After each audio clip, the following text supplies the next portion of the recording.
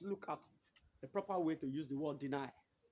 Whenever deny is used in a sentence, it should be accompanied with a positive word in the sentence.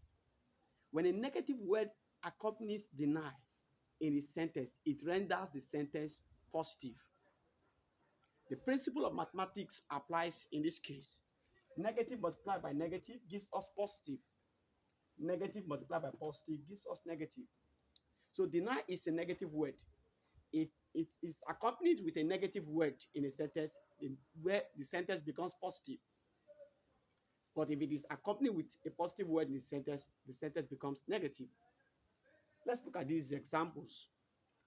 She denied that she didn't steal it. Deny is negative. Didn't steal is positive.